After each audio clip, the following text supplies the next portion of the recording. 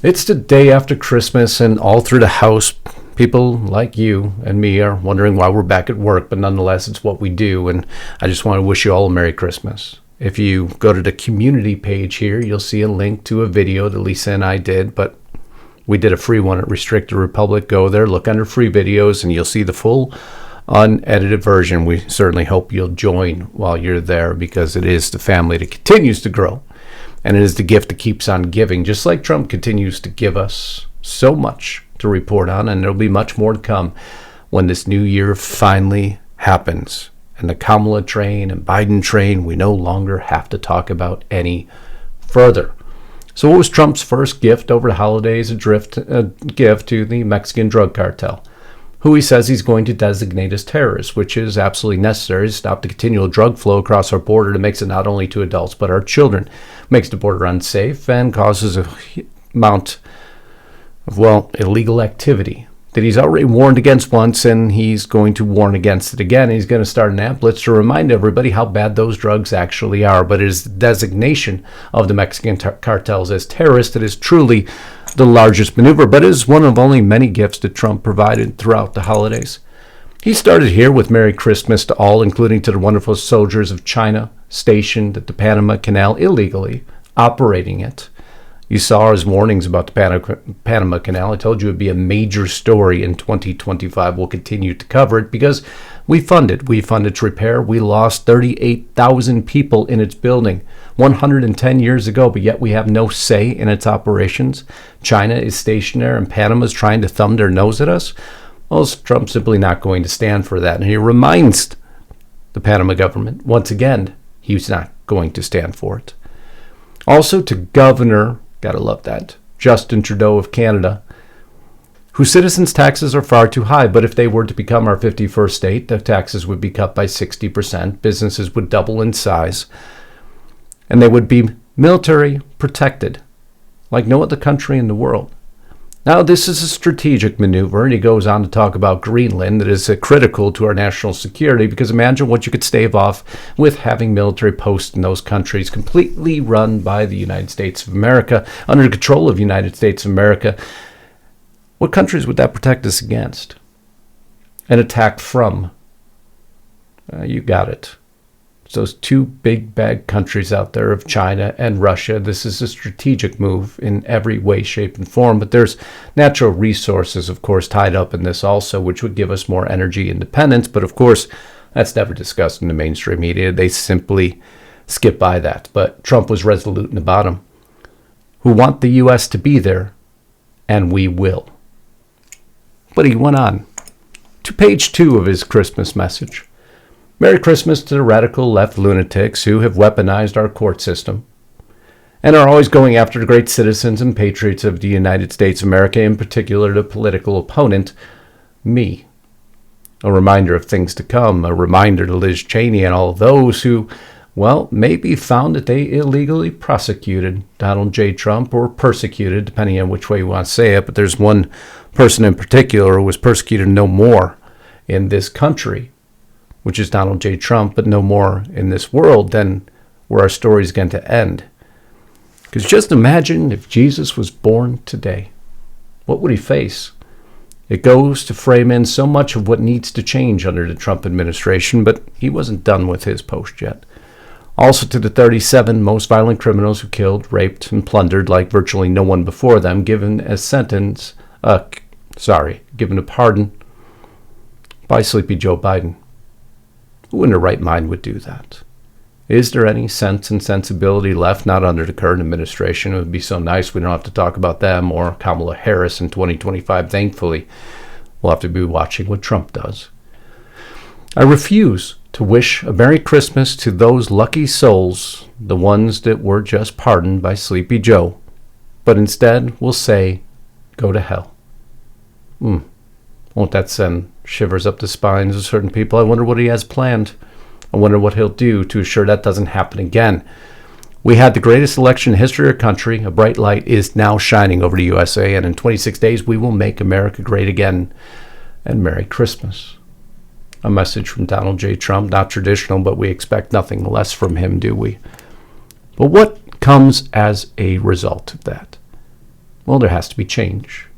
Change like things we've never seen before. Change well beyond just Mike Johnson, who tried to re-engage with Hakeem Jeffries, come up with a budget deal. But Hakeem Jeffries, well, let's start here. Thomas Massey put up a poll for everyone to take on his X page. On January 3rd, we'll elect a new House Speaker, and you see that many people, just like me, don't believe in Mike Johnson anymore. At the time when I took the survey, 93.2% saying it needed to be someone else.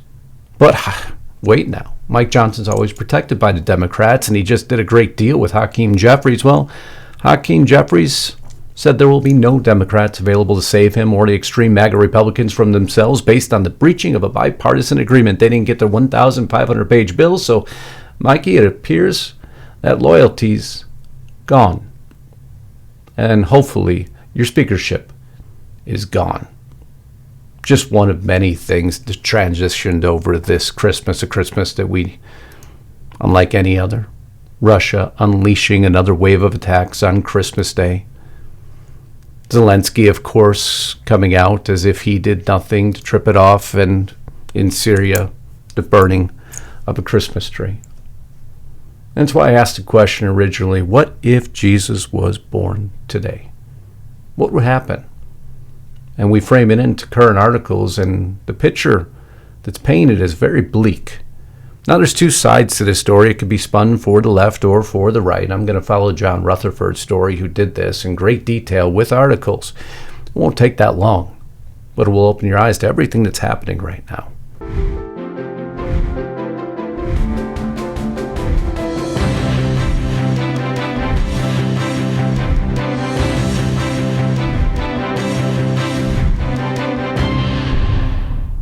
Now, before we do, I need a huge favor from you.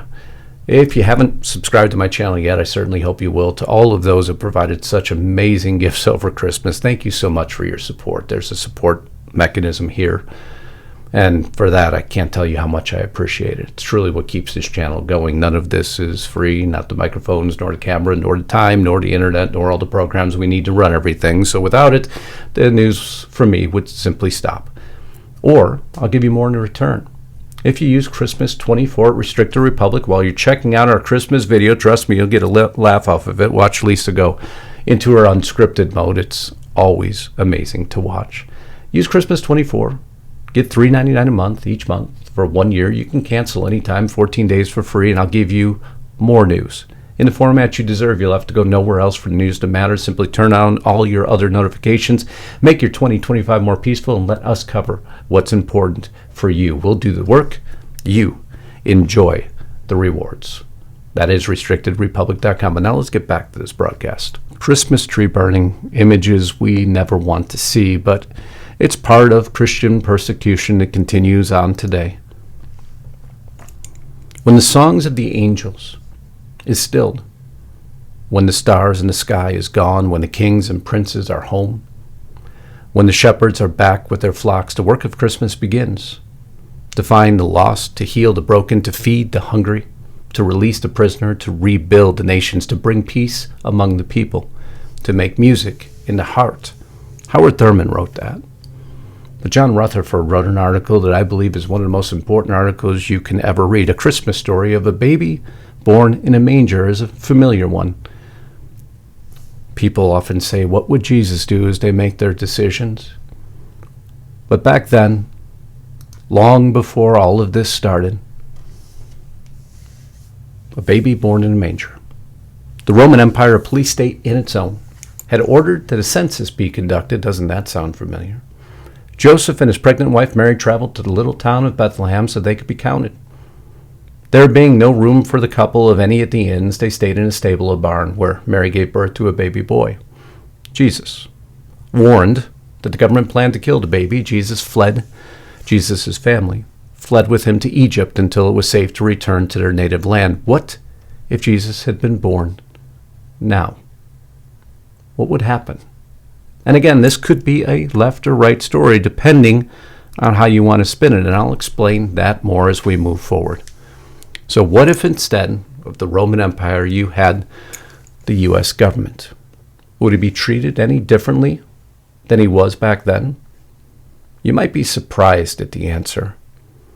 Now, this appeared on the LA Times. Nativity scene with Jesus, Mary, and Joseph in cages made people uncomfortable, but that's the point. Blush towards, well, what the administration might want to do to illegal immigrants. But that's the left spin on the story. There's a different spin. The beginning of the end of the census. You see, nowadays we use censuses for different purposes. Actually, for an intrusion into your privacy. If you read here, they even wanted to know how many times you flushed your toilet. And so the Republicans went crazy, as they well should have. But that's just where the story and similarities begin. Because Jesus had views that would have been contrary to the government. And what would the government have done with them?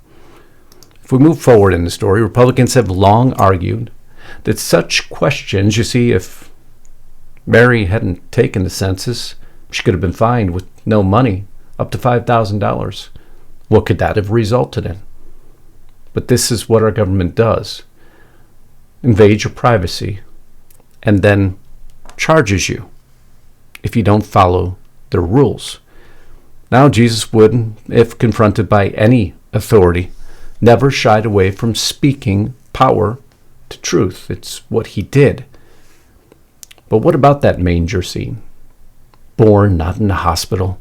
Even nowadays, people have to fight for the very rights to keep their child if they selected such a way of birth. A black Texas couple chose their midwife's care over a hospital. Now their newborn is in foster care. What if Jesus was born today? What would we do? Well, if he was born today and born in a hospital, the government would have his DNA. They would know everything about him because the government owned your DNA with or without your consent at time of birth. A lot of people don't even realize that. Wouldn't that have changed the story? Imagine how much research that would have been done afterwards. And Mary and Joseph wouldn't have even known his DNA was taken. But in today's land, would Mary and Joseph been considered, well, undocumented immigrants? What immigration status would they have? You see, here's where a story can go left or right. The left would say, what if they're undocumented immigrants? They could have been put in cages. They could have been put to work. They could have been that labor force that is used by imprisoning immigrants, especially when taxpayers are footing the bill. Put into cheap labor, forced laborers for corporations such as Starbucks, Microsoft, Walmart, Victoria's Secret, to name a few. But you see, that story falls apart because Mary and Joseph traveled to be a part of that census, not hiding from any bureaucracy whatsoever. No, the bureaucracy fought against them because of the baby that was born to them. But that baby would have grown up and eventually gone to school. And nowadays, zeroing out zero tolerance. Imagine that opinion that Jesus had would have been silenced immediately. It went outside the narrative that they deem acceptable. He would have been in flux with DEI rebrands from K through 12. Just imagine not holding an opinion. So how do you drill obedience and compliance into Jesus? You couldn't have. Imagine if Jesus wandered off on his own. Nowadays, Mary and Joseph would have been arrested, separated from their child. Happens nowadays. Parents in trouble again for letting kids walk alone to school. The world's changed. It's a world that rights have been completely shredded away. But if Jesus was lucky enough nowadays to stay in school and to not be booted, he would be tracked, he would be monitored, he would be audited, and the government would have been filing all his maneuvers because at the end of the day, he'd be considered a radical, and he would have been watched by our very FBI, who they classify as an activist group because his positions did stand in some ways against the government, and the government would have viewed him as a right-wing extremist more than likely. So every move he made would be tracked via the very computers he used at school. In John Rutherford's article, he states, from the moment he made contact with an extremist, such as John the Baptist, he would have been flagged for surveillance because of his association with a prominent activist, peaceful or otherwise.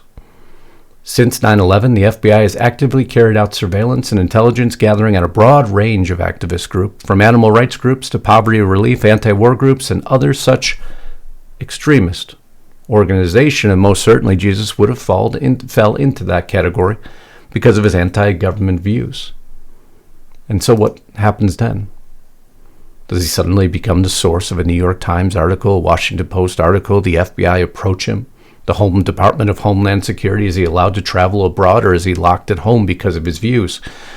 All of this happens. And he would have had a cell phone. Nowadays he would have. Which would have, again, been able to take pictures of everything he's doing, or, even worse, be reported by others who disagreed with his viewpoint. Just imagine nowadays, in the see something, say something world, how many people have reported the very activities of Jesus to the authorities, and what would have come of it. So instead of being the preacher and healer that he was, he would have been, or would have had to, disappear from the grid. To disappear. Of course, then he would have been considered homeless, and they could have simply arrested him. As homeless are being arrested now, it's another way to assure that no one who tries to escape the grid can ever escape it, because the government views any dissent as a potential threat to its own power. And that is one of the most terrifying statements anyone can make. He might have government spies planted alongside him who were planting evidence or making sure, never mind. Manufacturing terror. An FBI informant seduced Eric McDavid into a bomb plot. Then the government lied about it and, of course, arrested him. Imagine if Jesus was infiltrated. In some ways he was, wasn't he? Nowadays, the repercussions would have been much different.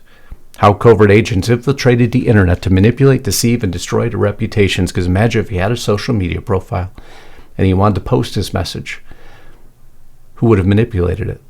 Changed it, made it appear as something different, because his message would be considered radical and contrary to peace and love, even though it was.